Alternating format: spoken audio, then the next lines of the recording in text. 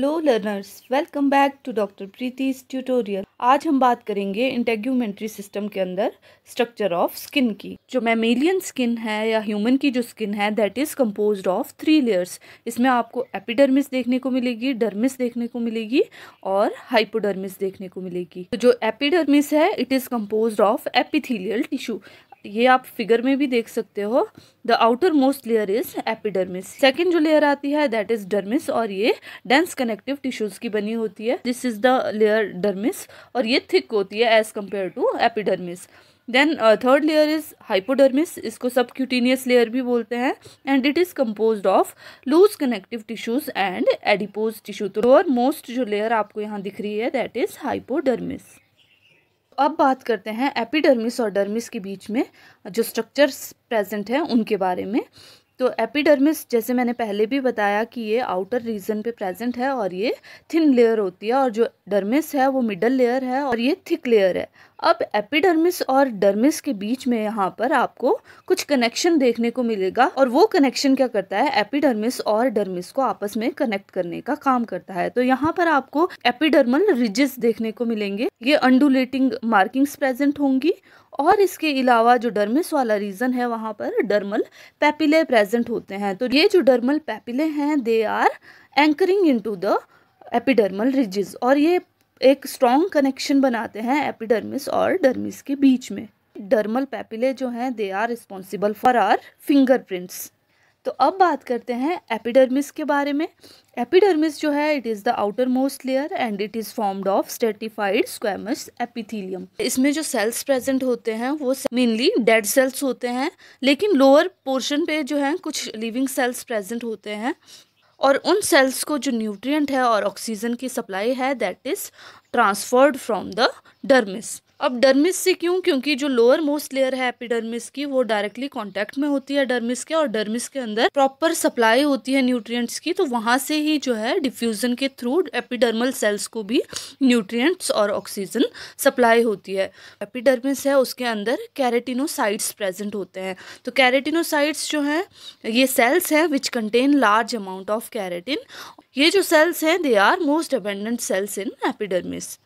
अब इस कैरेटिनोसाइट्स के बेसिस पे भी स्किन को दो टाइप्स में डिवाइड किया गया है। पहली जो स्किन टाइप आती है that is thin skin and दूसरी जो आती है दैट इज थिक स्किन।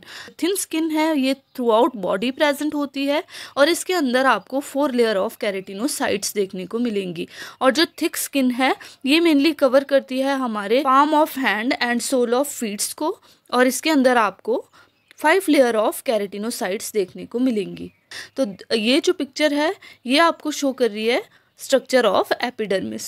तो जो थिक स्किन है उसके अंदर जो 5 लेयर्स कैरेटिनोसाइट्स की देखने को आपको मिलेंगी वो लेयर्स हैं स्ट्रेटम बेसेल जो बेसल रीजन पे प्रेजेंट होगी, stratum spinosum, stratum granulosum, stratum lucidum and stratum corneum. यहाँ भी आप देख सकते हो फिगर में डर्मिस के ऊपर जो है बेसमेंट मेम्ब्रेन प्रेजेंट होगी, और उसके ऊपर जो है आपको सबसे पहली लेयर देखने को मिलेगी स्ट्रेटम बेसेल, फिर स्ट्रेटम स्पाइनोसम, फिर स्ट्रेटम ग्रैन्युलोसम, फिर stratum lucidum and stratum corneum. यहाँ अब बात करते हैं डिटेल में इन लेयर्स के बारे में। तो सबसे लोअर मोस्ट जो लेयर थी दैट इज स्ट्रेटम बेसेल जो बेसमेंट मेम्ब्रेन के ऊपर प्रेजेंट थी, डर्मिस के ऊपर प्रेजेंट थी।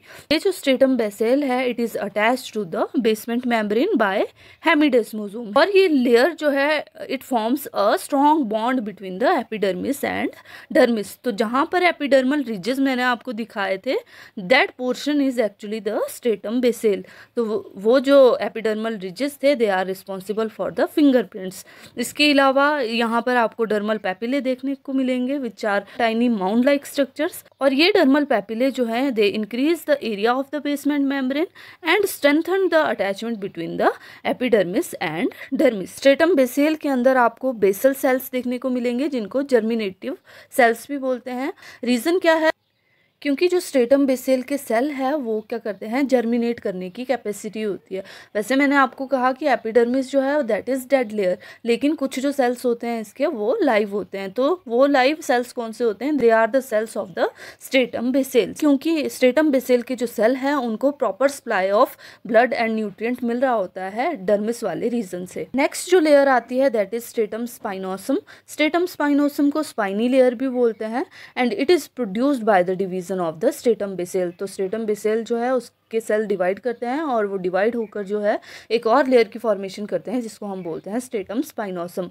इसके अंदर आपको 8 to 10 लेयर ऑफ केराटिनोसाइट्स देखने को मिलेंगी which are bounded by desmosomes. लेकिन ये जो लेयर है इसके सेल्स आपको श्रिंक फॉर्म में देखने को मिलेंगे। श्रिंक क्यों होते हैं, क्योंकि स्ट्रेटम बेसेल के ऊपर ये प्रेजेंट होगी तो इसको प्रॉपर सप्लाई ऑफ ब्लड और न्यूट्रिएंट नहीं मिल पाता, जिसकी वजह से क्या है सेल श्रिंक कर जाते हैं। इसके जो सेल है वो कॉन्टिन्यूसली डिवाइड करते रहेंगे और इंक्रीज करेंगे एपिथेलियम की थिकनेस को। इसके अलावा यहाँ पर डेंड्रिटिक सेल्स जिनको लैंगरहैंस सेल्स भी बोलते हैं वो भी प्रेजेंट होते हैं which are active in immune response.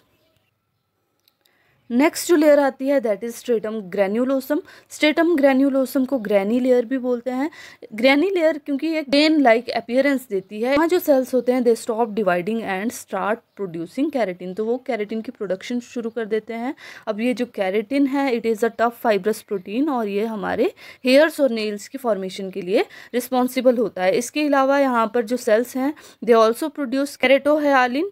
तो जो केरेटोहायालिन है दैट इज़ डेंस ग्रैन्युलर और इसके अंदर जो है आपको cross link of keratin fibres देखने को मिलेंगे। फोर्थ जो लेयर आती है दैट इज स्ट्रेटम ल्यूसीडियम और स्ट्रेटम ल्यूसीडियम को क्लियर लेयर भी बोलते हैं। It is found only in the thick skin, thin skin के अंदर ये एब्सेंट होती है। तो ये स्ट्रेटम ग्रैन्युलोसम को कवर करने का काम करती है। लास्ट जो लेयर आती है that is stratum corneum. Stratum corneum को हॉर्नी लेयर भी बोलते हैं and it is the layer which is exposed to the surface of the skin. इसके अंदर आपको 15 से 30 लेयर ऑफ कैरेटिनाइज्ड सेल देखने को मिलेंगे। इसके अलावा ये जो लेयर है ये वाटर रेजिस्टेंट होती है and it is shed and replaced in every 2 weeks। अब बात करते हैं स्ट्रक्चर ऑफ डर्मिस की। डर्मिस जो है that is located between the epidermis and subcutaneous layer या हाइपोडर्मिस। डर्मल लेयर है it anchors epidermal accessory structures जैसे कि हेयर फॉलिकल्स है, स्वेट ग्लैंड्स है और इसके अलावा इवन ब्लड कैपिलरीज वगैरह भी आपको यहाँ पर देखने को मिलेंगी। तो जो डर्मिस है that is composed of 2 parts। पहली जो लेयर आती है इसमें पेपिलरी लेयर और दूसरी जो आती है दैट इज़ रेटिकुलर लेयर। तो जो पेपिलरी लेयर है is the top layer of the dermis. इसके अंदर आपको एरियोलर टिश्यूज देखने को मिलेंगे, स्मॉल कैपिलरीज देखने को मिलेंगी, लिम्फेटिक और सेंसरी न्यूरॉन्स देखने को मिलेंगे। इसके अलावा यहाँ पर डर्मल पेपिले प्रेजेंट होते हैं which are projecting between the epidermal ridges.